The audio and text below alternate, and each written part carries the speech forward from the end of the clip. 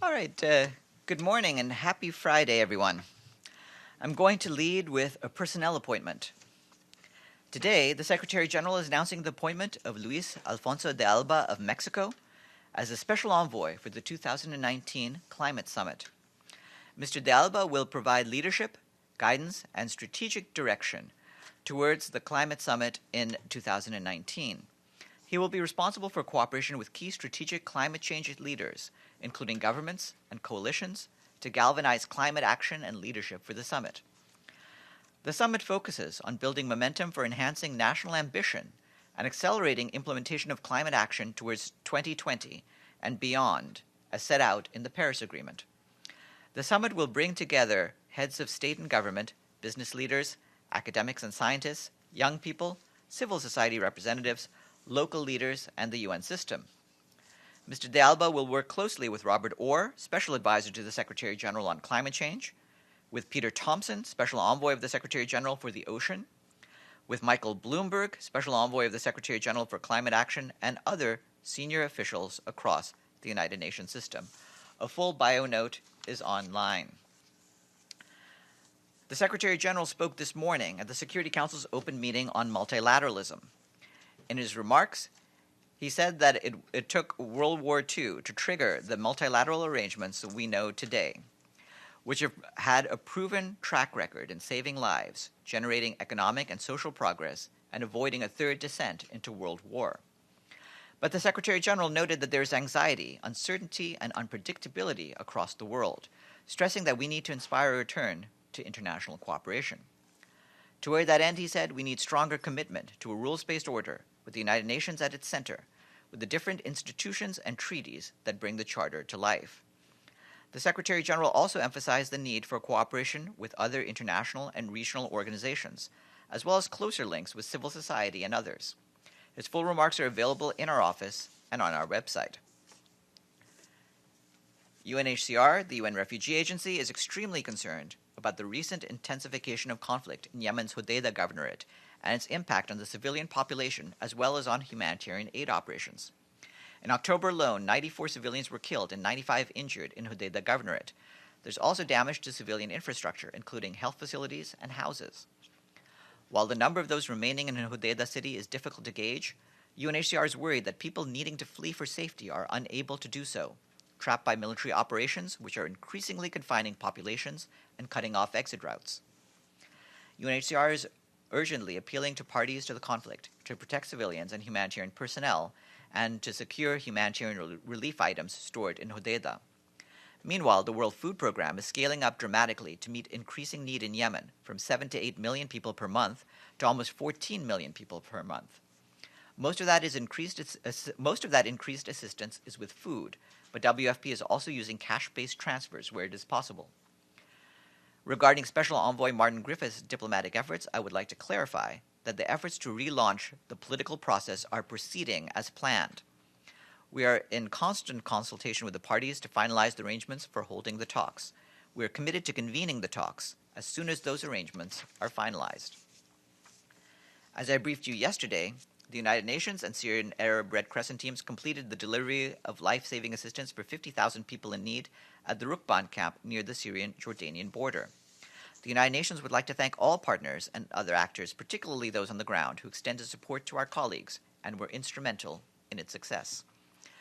We continue to call on all parties to ensure safe, sustained, and unimpeded humanitarian access to people in need, in line with their obligations under international humanitarian law. Yesterday, the Secretary General's Special Representative for Libya, Ghassan Salameh, briefed the Security Council on the fragile but palpable improvements in Tripoli's security situation, and outlined efforts to support the Libyan authorities in tackling terrorism, overcoming the political stalemate, and ending the plunder of the country's wealth. Mr. Salameh urged member states to support efforts to combat foreign terrorist fighters in the south. The special representative also called for a Libyan-led, Libyan-owned national conference in the first weeks of 2019, with a subsequent electoral process to follow in the spring. And today, UN Police wrapped up the 13th United Nations Police Week Conference. Since Monday, heads of police components in United Nations peacekeeping and special political missions gathered to discuss strategic police priorities and operational requirements for approximately 11,000 officers from 88 contributing countries. They highlighted progress in fulfilling the implementation of the commitments in the Joint Declaration on Action for Peacekeeping. The police chiefs also briefed the Special Committee on Peacekeeping Operations and the Security Council on community-oriented policing in Abyei, safety and security in Mali and in the Central African Republic, gender-responsive policing in South Sudan, preventing and addressing organized crime in the Democratic Republic of the Congo, and strengthening rule of law in Haiti. UN Police Advisor Luis Carrillo and heads of police components also called for increased deployment of women police officers in order to improve confidence-building measures with local populations and strengthen the effectiveness and efficiency of UN police operations. UN Police Week featured other events such as a photo exhibit highlighting the work of United Nations police in the field, which you may visit at the conference building at the curved wall in front of the East Lounge. There's more details online. And that is it for me. Do we have any questions? Yes, Majid. Thank you, Farhan. I wanted to ask you about the follow-up about the letter that the representative of Iran has sent to Secretary General with regard to the new sanctions, the U.S. sanctions. Excuse me, please don't talk while he's asking his question. Sorry, go ahead. Yes, has the Secretary General responded to the Iranians, and what will the SG is planning to do with regard to what the Iranians are calling a unilateral measures by the U.S.? The letter has been received and it's being studied at present. We do expect to make a response, but right now that response is being considered. Regarding the overall issue, certainly you know, and the Secretary General has repeatedly stated his support for the Joint Comprehensive Plan of Action and the need for all states to abide by it. And Farhan, is there any update from inside Iran about the impacts of these new measures domestically inside the country to the UN? Well, that's not something the United Nations is itself studying at this point. Obviously, Iran has provided some of this information. The letter, I believe, is being circulated as a document. Thank you. Yes, Masood. Thank you, Farhan. Farhan, on this, on Yemen again. Yemen, the attacks have still not stopped, and keep on going. And the Saudis, have the Saudis had any conversation with the Secretary General of the United Nations about this situation that is happening? Well, it's very urgent. We're certainly aware of the urgency, and we've raised up our concerns concerning the fighting in Yemen at many levels, including through our special envoy. The Secretary General, as you know, has also spoken out repeatedly about the need to halt the fighting in Yemen and go back to peace negotiations. And we continue to reiterate that. We want to make clear that all parties to the conflict must respect international humanitarian law, and health facilities and other critical infrastructure are protected sites, in reference to the latest fighting in Hodeidah. Yes, Joe. Yes, No, Joe. okay. With regard to the migration caravan that is now getting closer and closer to the southern border between the U.S. and Mexico, does the Secretary General have any comment on the executive order signed, I believe, this morning by President Trump, mandating that anyone seeking asylum in that caravan go through the official ports of entry, as opposed to crossing anywhere they want on the border and then asking for asylum? Does he have any comment on that? Does he think that's inconsistent with the Convention on Refugees and so forth? No, on this, I think I would refer you to the UN High Commissioner for Refugees. This is really their issue, and we'll leave the matter of analyzing these developments in their hands. Well, he as you obviously know, I mean, he had been the head of that agency for quite some time. So, I mean, he has a perspective. He's talked a lot about this issue. So, I'm not talking about getting into the nitty-gritty, but just overall the issue of protecting a nation's sovereignty, which he also recognizes. Does he think it's inconsistent with the overall architecture of the Convention on Refugees and recognition of the rights of migrants or asylum seekers to regulate the particular ports of entry where asylum seekers can make their claims. You're quite right that he does have perspective as a former High Commissioner for Refugees, and as a result of that, he believes that it's appropriate for the current High Commissioner for Refugees and UNHCR to analyze the latest developments. Yes. Right. To follow up on Yemen, as Mr. Griffiths, who is he negotiating with? Is Saudi Arabia, the Emirates, and even Iran part of the talks there? Because the so-called legitimate government has little power. He has been consulting not just with the Yemeni parties themselves, but also with others, including Saudi Arabia, Oman, and other countries who have been involved in the process. Yes. Thank you, Farhan. Bangladesh government has declared the next election schedule on 23rd December, just ahead of Christmas. Major opposition parties are in dialogue with the ruling authority, but without any conclusion or accepting any demands of the opposition, the controversial Chief Election Commissioner has declared the election schedule. Main opposition leader Khaleda Zia still is in jail. Opposition party and civil society groups already oppose the one-sided election schedule and urging for a level playing field before declaring any election day. What is UN position, and is Secretary General aware of this? Because UN is urging for a free, fair and credible election all the way.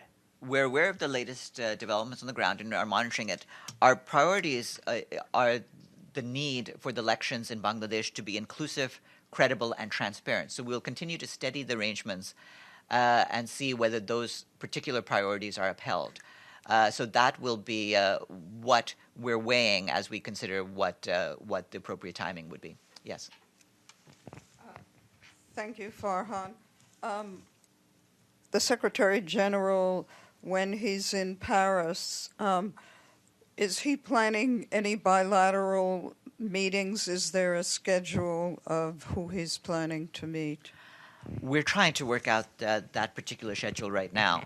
I don't have anything to share with you, but one of our colleagues, Vanina, will be traveling with the Secretary General and will try to provide details once we have the schedule firmed up. But certainly there is opportunity to meet with a number of leaders, and we'll see who we can meet then. Yes, please. Thank you, Farhan. I have another follow-up on the caravan of migrants. Yesterday in Mexico, a group of members of that caravan did a march through Mexico City requesting UNHCR to provide at least 150 buses because they want the UN to provide these transportation services, so they're taken securely to the border with Mexico. So I wonder, would the UN consider this after the meeting that they even had with a UN team there in Mexico City? Would there be any kind of consideration on this request? And also, has the Mexican authorities reached out to you on these concerns by the migrants that they might not be secure enough and requesting more efforts by the UN to protect them as they make their way to the U.S.? Well, regarding that, as with your colleague, I would refer you to UNHCR. As you know, UNHCR and the International Organization for Migration have been providing some services to the Mexican authorities as they're dealing with the situation of the migrants. If there's any need to provide any further different ones, they'll have to consider that on the ground. But I don't have anything new to report in terms of the assistance that they've been providing so far. Yes. Can UNHCR pop in here once in a while, since you get slammed with these questions every single day? And I know the situation changes constantly, but once in a while somebody could yes. come. Yes, they could, but as you know, UNHCR is based out of Geneva, and in fact, our UNHCR colleagues participated in the Geneva press briefing just today, just a few hours ago. Oh, okay. And the records of what they said there are already being transcribed and should be out. And secondly, how long is the SG in Europe? He will come back on Monday evening, and then I think we'll have some further travel to announce after that. Yes, Masood. And then you, Mr. Sato. Thank you. Okay. Yeah, Farhan. Yeah. Should I? Yes, sorry. Okay. I just wanted to find out about the situation in Sri Lanka, where the president has now reportedly dissolved the parliament, and the situation and the crisis has become bad to worse. Do you have any position on that?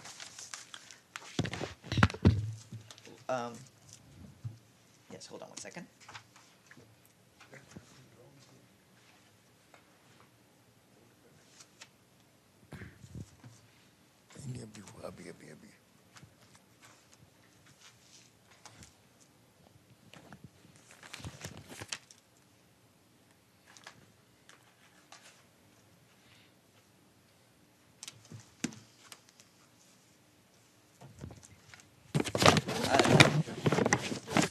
On Sri Lanka, then, the basic the basic issue is that we have been informed of the latest developments. We certainly hope that the regular constitutional procedures will be followed, and we'll keep monitoring the situation to see what happens after that.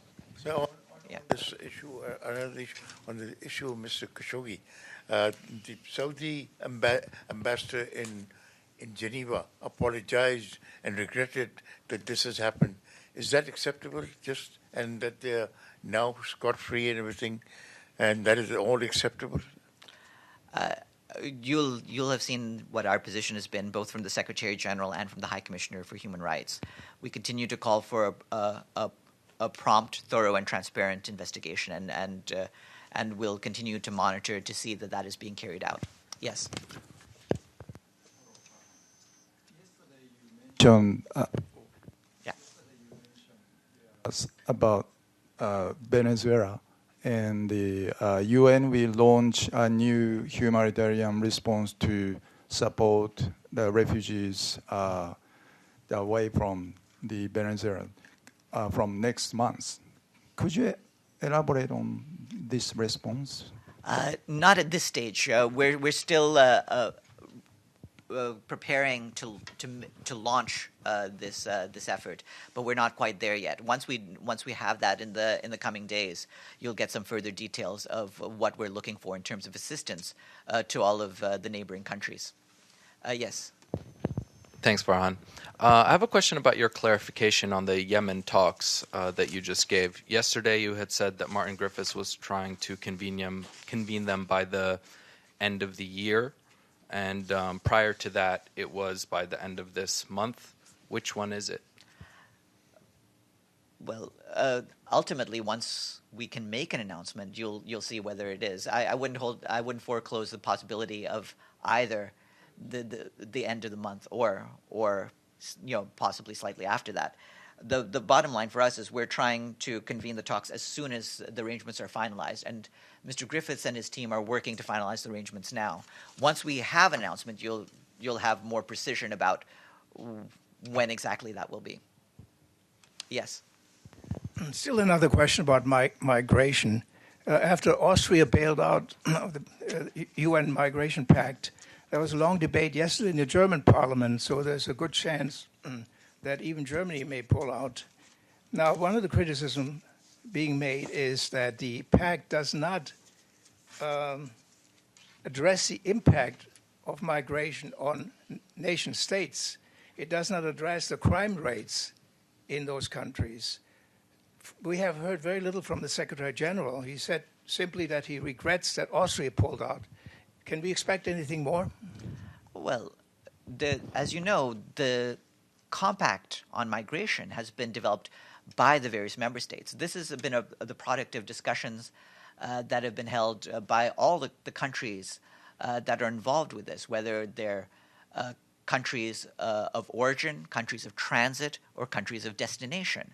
And we're trying to work out a solution that is acceptable to all of those categories.